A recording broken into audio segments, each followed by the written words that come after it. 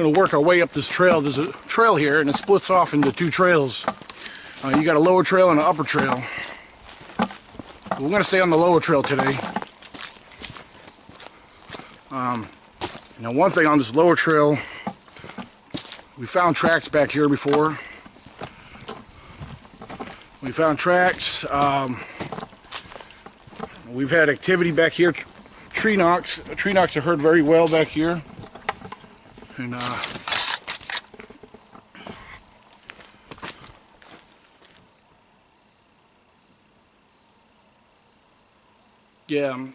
we've given off tree knocks, gotten responses. We've heard tree knocks, rock clacks, other vocalizations very close in here in the past. So this is what we're going to try to check out today.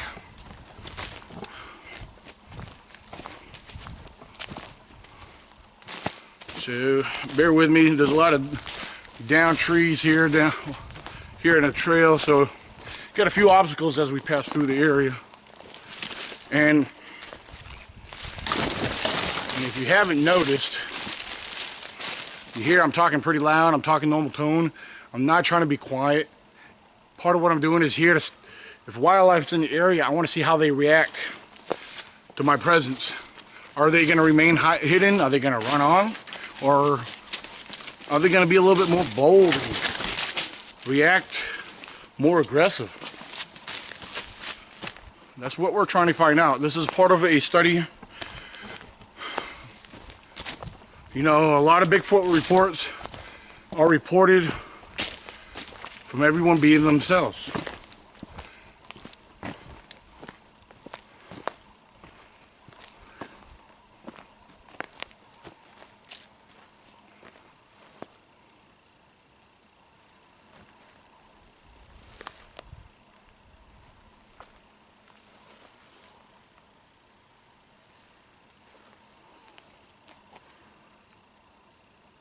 This is the area right here. I want to pay attention to this location because right here I'm in this very spot where I found a trackway. On other occasions I found individual tracks in this area, and this is where I want to pay attention to because in this one particular area the ground is soft. Tracks do pick up very easily right here. So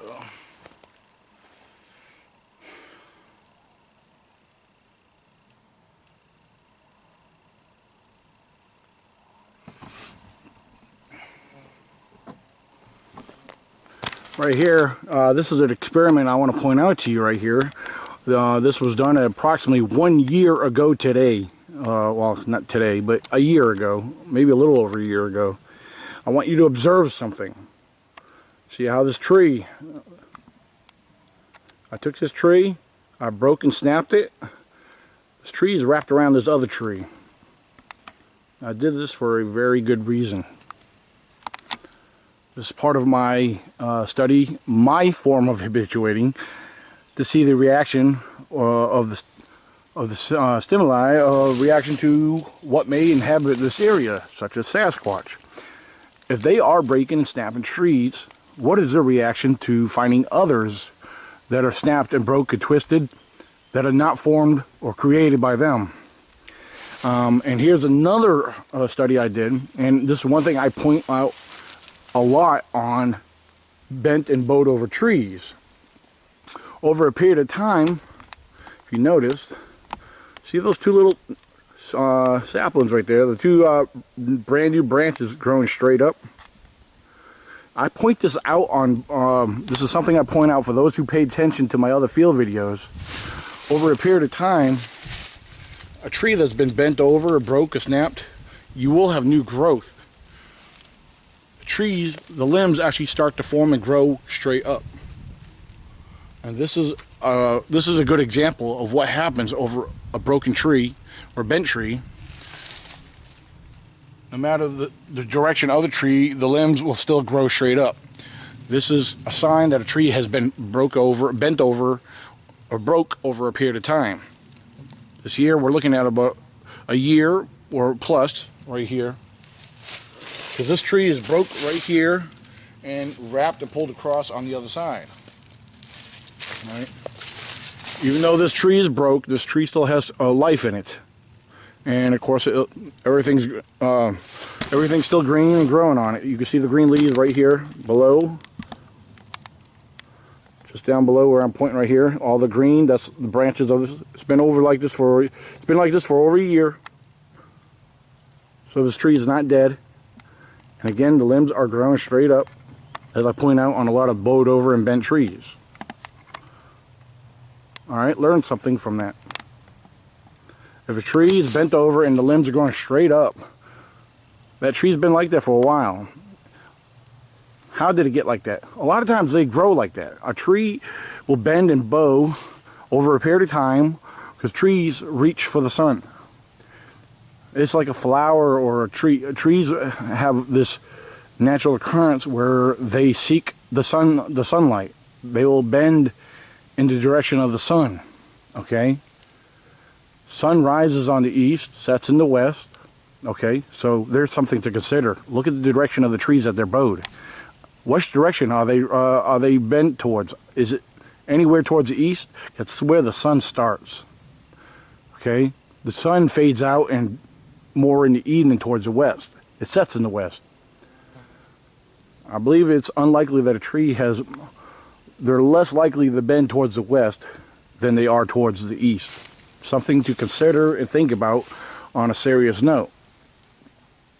Now, not all trees are naturally grow that way. There is some trees that are forced and bent due to nature, weather, and other wildlife. Bears are very famous for bent and broken trees. Snow and ice, the weight will bend and stretch fibers of a tree. Okay? By knowing this little bit of basic knowledge, this is not knowledge of an arborist. Arborist studies the diseases and the health of a tree. Let that be another note. Anyone who could claim to be an arborist could tell, it's common sense. Anyone could tell you about a broken, bent tree. Of course, some of it may be misleading information. Just because someone claims to be an arborist does not mean they know what a bent tree officially means. An arborist is not going to tell you a Bigfoot broke a tree.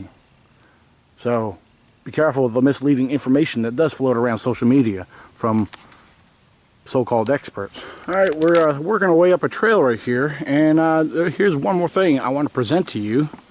Taking a little look at logic and having a little bit of critical thinking here. And as you see right here, we got a broken tree limb, which is over 7 foot tall. Okay, zoom in on it, let you see the detail that it is broke and snapped down. Okay. Now, let's let it sit here for a little bit as we cover a couple things here. Ladies and gentlemen, we've got to consider that, this is a trail. Hunters, hikers, and whoever else feels like coming up this trail. This tree limb apparently was in the way.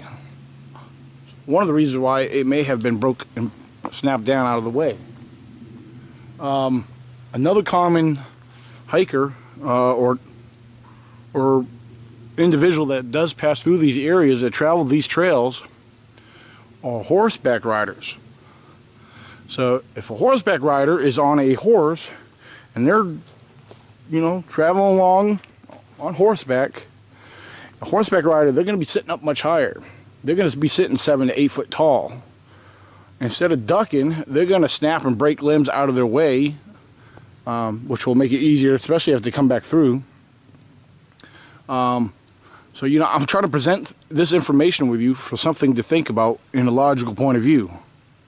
Not everything over 7 foot, 8 foot tall broke, especially right off of a trail, a hiking trail, is Bigfoot related. A bear could have even done this. A bear could have easily done this. Okay? But knowing that there's horseback riders, that come back here, people that come riding on horseback, you got to consider if there's branches and limbs in the way, they're going to snap it out of the way.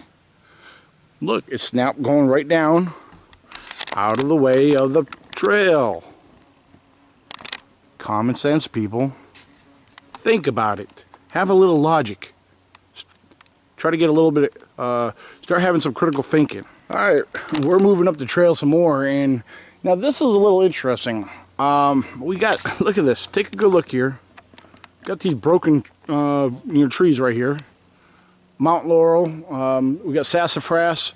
Yeah, actually this is sassafras that's broken right here. Take a good look at this sassafras tree. Got multiple sassafras broken trees. And what makes it a little bit more interesting, you got the ones that are right here going right into the ground. Then you got this one right here. And then if you zoom up ahead, we got others that are mashed down and pushed over going into the trail. Look, zoom up ahead, there's more going into the trail. Now, these trees have been pushed and smashed over. Could a bear been responsible for this? Duh, yes. It's very logical. This is something bears are very common for. Now, considering that these are mashed down, they just so happen to be in a trail. There's a very good possibility that a Sasquatch could have been being territorial and blocking a trail, blocking a path. Because you know what? I've had activity in the past further down this trail. I've had a rock thrown at me. I've been whooped at. I've seen things up here.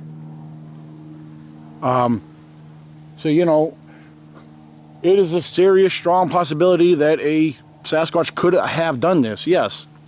But we can't say for sure. There's a lot of bears in this area. There's been some massive bears, big bears in this area. I'm telling you, a lot of bears, a lot of sightings of bears, we're talking about 500-600 pound bears out here. All right, bears are very strong and very destructive. But we're going to examine this because, I'm seeing over here, there's one over here off the trail in the woods, mashed down. Look at this, we got a very interesting combination of mashed over trees right there. I just now saw that. Look how they all go down, mashed down. The ones beyond it, mashed down. Got some very interesting things here. All right, so we're going to pay attention to this. We're going to take a good close look and see what we got going on here. Now we got something else interesting. I stepped off the trail here behind what I just pointed out. We got, look at this sassafras right here.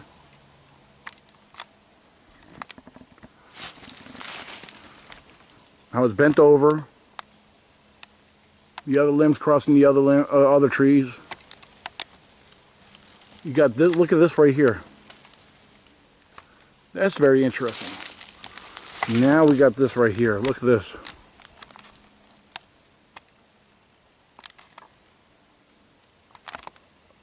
All right, maybe we might have something. This is cool though. I like finding stuff like this.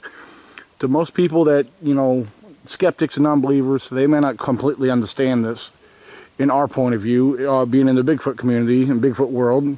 Because, we got to keep an open mind. We try to think and look at things in every point or every possible way. But me being who I am, it's very serious and very critical that I may, remain objective.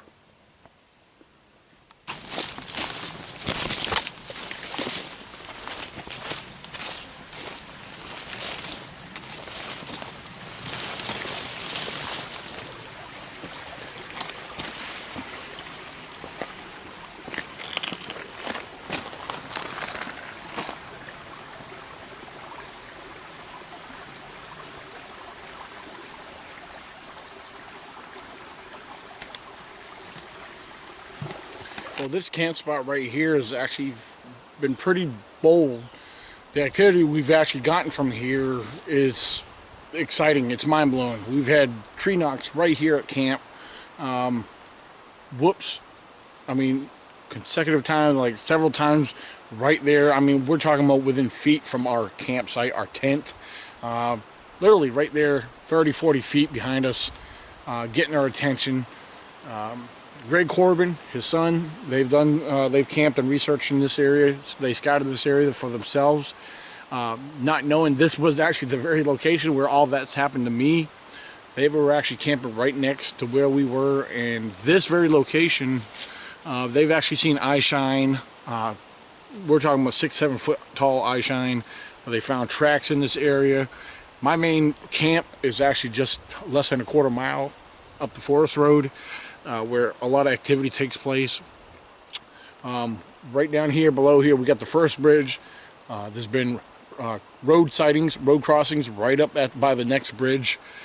There's so much more I can tell you about this area. It's just amazing. And everything I find out of here, I mean, a lot of people don't want to believe it, but Squatches are here. Mark my word. Right there, you're looking at the top of the mountain ridge, which comes down directly across from my main camp area. Squatches stay well hidden up there. They retreat to that location when there's too many people in the area.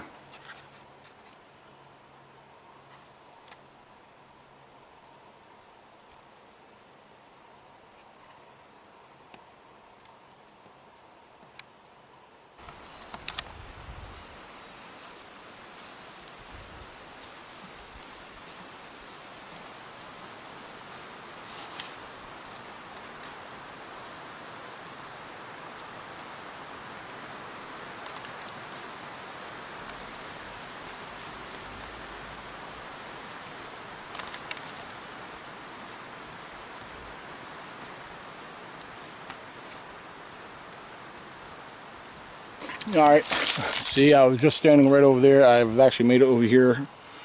It wasn't too bad, but yeah, these are mainly all deer tracks. Deer tracks. Sunk into the mud. Oh, I was hoping to find something bigger and better.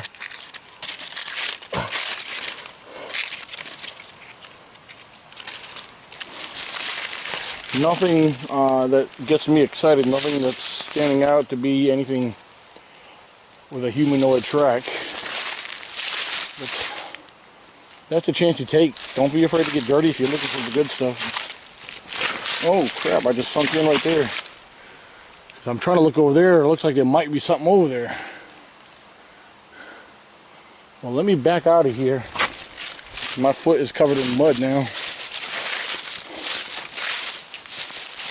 Telling you, anything's been over here, it's a good chance you'll see something.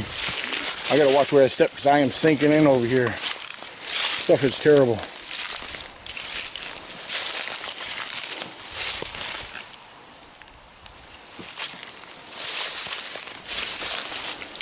Camp's right over there, but came over on the wrong side that I wanted to come look at. But since I'm over here, I'm gonna look anyway. We want to find some good tracks, right? That's why you look around, take a chance. If you got muddy areas, these are areas where tracks are going to show up the best.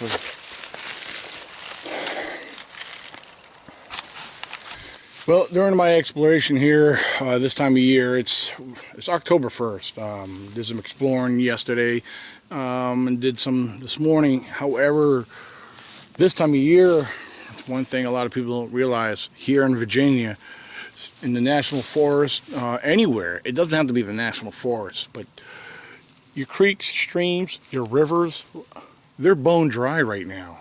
In most areas where, throughout my, all my observations, where it's normally active, it's not being active right now.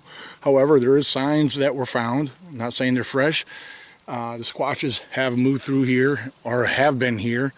I know they have been here in the past. But one thing you got to realize, they're not going to be here right now.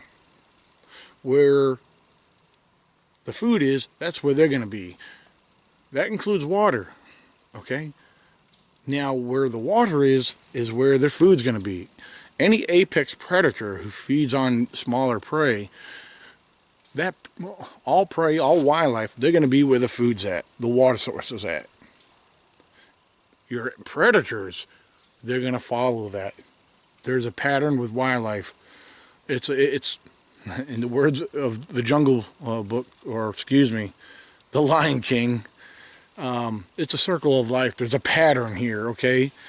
That phrase, circle of life, it actually gives meaning to wildlife in general. The bigger feeds on the smaller, it just goes around. And I know that's kind of crazy, a silly way of putting it, but there's truth behind that. You know what I mean? So where your smaller animals go, your bigger animals follow, because they know where the food is. They all know where the food is. They migrate. They move around throughout the year. Squatches, they move around. They're not going to stay in one area. If the food disappears from that area, they got to go where the food is. It's common sense. It does not take rocket scientists. You know, you got some who claim they know the Virginia Bigfoot. Well, apparently they don't observe and pick up on wildlife and common sense too well, because they like to go out every day and make claims of activity. Well, that's not the case. I'm sorry to put it that way, but that's not the case. As a wildlife researcher and one who steps foot into the Bigfoot world, you got to understand that, you know, it doesn't make sense for any animal, any wildlife, to remain in an area where there's no food, because they're going to starve. They're going to starve. Simple as that. So you got to think about it. You know, we're getting ready to approach the hunting season. Yeah, we're going to approach hunting season. It's right around the corner. Bear season is going to be a little funny this year. They're going to start off. It's going to start off a little earlier, which is going to disrupt a lot of the wildlife. It's going to push wildlife where they don't normally go, and it's going to spread the wildlife a little further out. A lot of times the deer and a lot of wildlife, they retreat to the higher ground. But bear season's starting a little early. It's going to really kind of throw things out of loop, you know, take the patterns and disrupt the patterns of the yearly routines. So I don't know, time will tell. We're going to see. It's something we have to pay very close attention to and hope the squatch activity does return. Springtime, that's when things are going to pick back up. I promise you that. Springtime, and you know, usually fall. I mean, you know, and the other thing is, you got to be at the right place at the right time. Simple as that. So, but it's been great out here. I recommend one more thing too. If you want to know anything about the Virginia Bigfoot, I'm not trying to sound arrogant or, you know, like I know everything, but I will tell you this much. People love sharing their reports with me, their locations of the sightings, and not just my encounters and just from what I observe and explore and discover, but so many people are turning to me that are learning about me here in Virginia. They trust me. They know who I am. They know I'm a family guy, and and they know I take this serious. So that's what really means a lot to me. They know how serious I am. They know how dedicated I am, and they know the passion that I have to go out and do this and to share the truth with you. So for those who don't know, if you have any questions or if you want to know anything about the Virginia Bigfoot, come to me. Because, you know, here on the East Coast, I am, you know, not just me, but from my observations, I got a great team, and I got other fellow researchers in their groups that are observing and learning a lot. So come to the E.C.B.R.O, New River Valley Bigfoot Research Organization, Mountain Empire Cryptid Research Organization. If you want to know anything about the Virginia Bigfoot, we're the ones to come to. Again, you got the E.C.B.R.O, ECBRO, East Coast Bigfoot Researchers Organization. I'm the founder. Tracy Arnold, the co-founder of the E.C.B.R.O, and also the founder of the New River Valley Bigfoot Research Organization. Sam DeLoach and Bill Lancaster, the founders of E.C.B.R.O, the Mountain Empire Cryptid Research Organization. If you want to know anything about our field work or anything that we've discovered or anything that we observed relating to the Virginia Bigfoot, we're the ones you want to come to. Don't take no one's, you know, anyone else that's involved with the Virginia Bigfoot, it's just a story. What we have are real details, true stories, and real observations. We're not a joke. We don't make up our research, and we don't claim to have a Bigfoot every time we go out in the woods. Because right now, this time of year, ladies and gentlemen, Bigfoot's not active. Right now, they're going to be where the food sources are. Okay? If you're in an area where the water's dried up, the streams are dried up, rivers dried up, they're not going to be there. They're going to be where the rest of the food is. Because all the wildlife, again, they travel where the food is. Simple as that. True story, true facts. God bless, and don't forget to subscribe to this YouTube channel, E.C.B.R.O 98, and check out Sasquatch Outlaw with Tracy Arnold on YouTube, and Bill Lancaster, Sam DeLoach, E.C.B.R.O Productions. They're a great team, great people to pay attention to, and they're spreading the word of the Bigfoot phenomenon across the United States as we speak with E.C.B.R.O Productions. Big Truth Productions, sponsor one of the E.C.B.R.O sponsorships. Dan Lindum and Ed Brown, proud to have them on the team as far as our sponsorship. Check them out. Sit down with Ed Brown on YouTube channel. And make sure you tell these guys that Daniel Benoit sent you. And don't forget about one of our other sponsors. Proud to have her on the team as well. Check out her YouTube channel, Dr. Kimberly McGeorge. Also, The Secret to Knowing Everything. Subscribe to her YouTube channel. Check her out. Tell her Daniel Benoit sent you of the E.C.B.R.O. God bless, and keep it squatchy, ladies and gentlemen. Going to set trail camera. This is up behind the camp here. I'm walking away from the camp right now as we speak. And going to do some scouting around while I'm back here. It's one of my favorite areas right here. You know what? I'm going to tell you something. This area here, especially this time of year, is, we're referring to fall, the fall season. It gets a lot of activity in here, especially with hunters, regardless if they're running dogs or they're just passing through. But a lot of the wildlife, some seem to get used to it. They know the routine. They know when to stay low. But at the same time, the deer, they don't always stay low. They have the routine. They keep coming through. They have their patterns. Their patterns don't get broke that easily.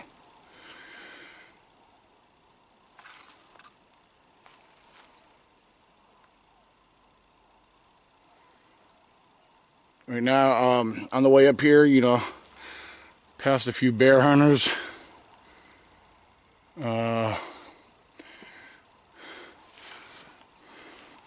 Actually, this weekend here, surprisingly, it's not as crowded. So, most I've seen in the area were bicycle riders. So, but again, we're going to go back here and we're going to pick a spot to set the trail camera. We're going to find out where that buck is working right now. So I'll be out here next month. I'll be coming after that buck.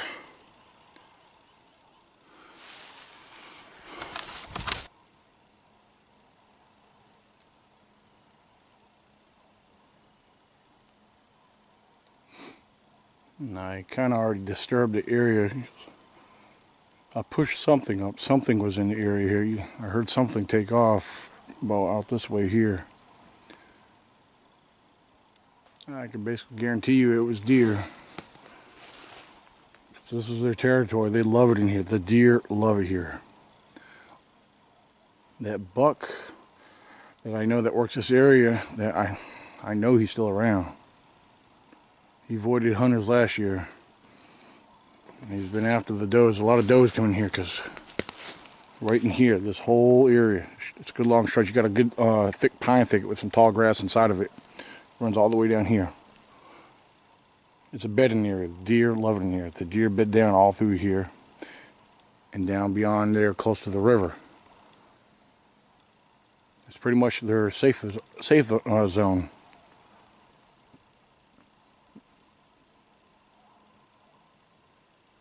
Another reason why this area stays active with squatches.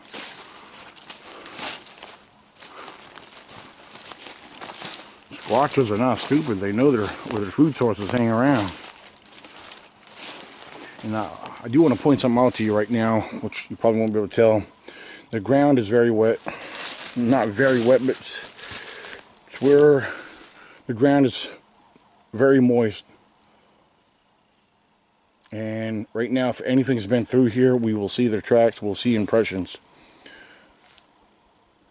Regardless if it was human or not human. we will see impressions and tracks in this on this ground. So let's go on. Let's carry on. Keep our eyes open.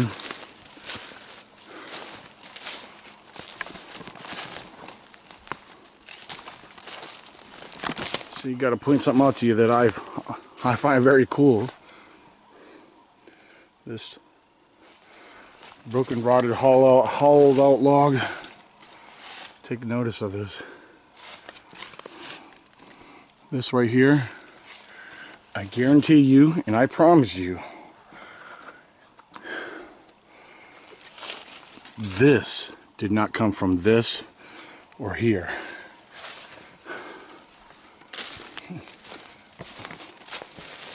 This is not natural.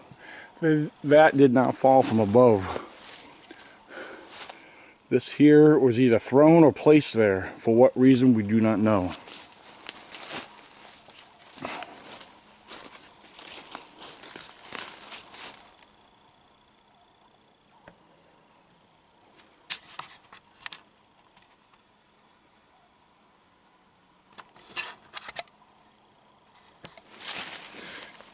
It wasn't placed there, it was tossed there, thrown there, because right there you can see where part of that rotted log broke off right there.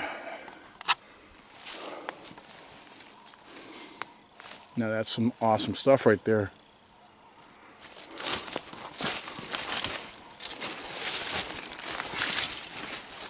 Look at this right here. This has been broken, pulled down.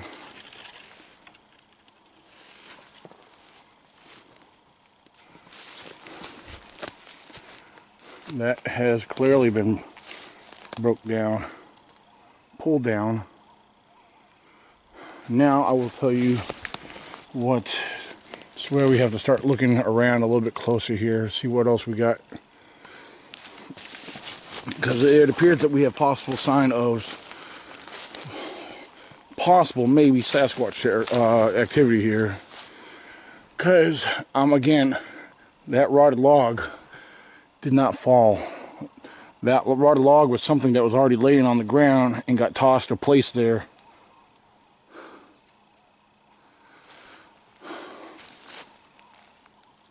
If a person did it, why would a person just throw a log? Was it in their way? Like, why didn't they step over it? I don't know. It's very interesting. But you know, this is the area here. I found other activity, found a lot of cool stuff in here, found tracks in here. But we're going to continue on and check out the area, see what else we got. Hold on. Let's go over here. I just want to check something out. Alright, hold on.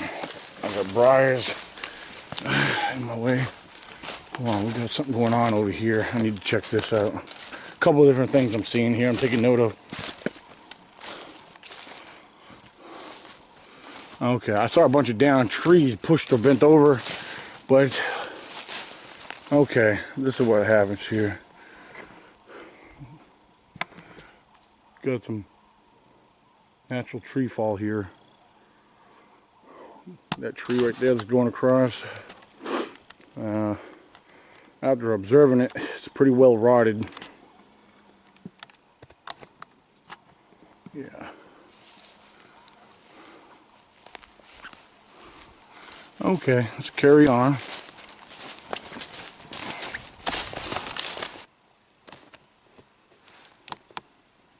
Right straight ahead.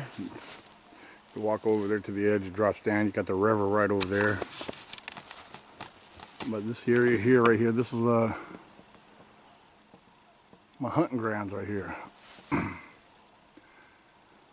This is the area where I picked up that buck coming on my trail camera. And right here you got all the doe as they pass in and out. They go right over here. Right over in there. That's where they go down and bed down. In that pine thicket. There's a lot of tall grass there where they bed down in. Which we'll probably take a walk in there very shortly. But yeah, that buck, I'll tell you what. This is what I learned about him. Because on my other trail camera, you got an old log road that runs down here. Right there along the river. He comes up that log road. But what he does, he crosses the river. He comes from the other side of the river, from that ridge over there. Crosses over. He passes through over here, comes all the way through. He works this area very well.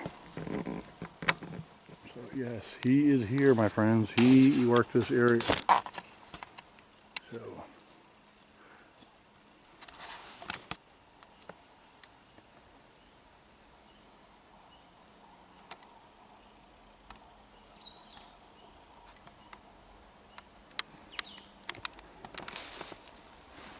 and here's the view that the trail camera will be catching, because that buck comes up through here and works his way this way. A lot of deer come through here. So, and my plan is, if it works out, Lord willing, I'm going to have a ground blind placed right over in there. Right in the area. It's going to be, I'll have view of all this over here, and all this over here. So regardless of what direction they come from, if they want to change up directions, come from over here instead of over here like they normally do. Sometimes they come over there on the outside of the bedding area, work their way down through here, and then cross over. So that is the plan. That's what we're hoping for.